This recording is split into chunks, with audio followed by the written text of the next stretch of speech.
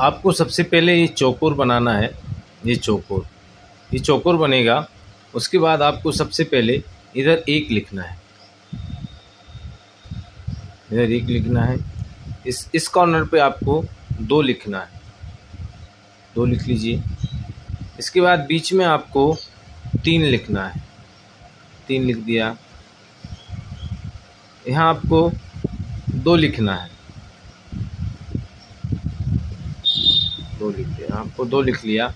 उसके बाद इधर आपको फिर 3 लिखना है इस कॉर्नर पे,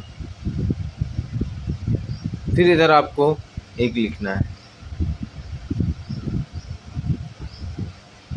अभी थोड़ा ऊपर लिखा गए हैं, इनको आप थोड़ा बीच में कर लीजिएगा। अब इनको आप ज़रा सेम लाइन में जोड़ के बताइए, जैसे क्रॉस नहीं होना चाहिए। जैसे मान के चलिए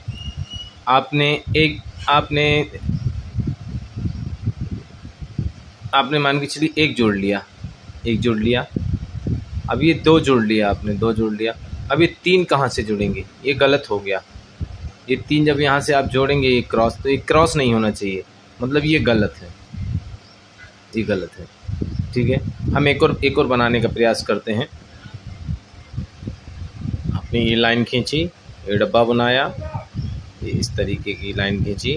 ठीक है, आपने इधर 1 लिख लिया, इधर 1 लिख लिया, इधर आपने 2 लिख लिया, आपने 2 लिख लिया, इधर आपने 3 लिख लिया।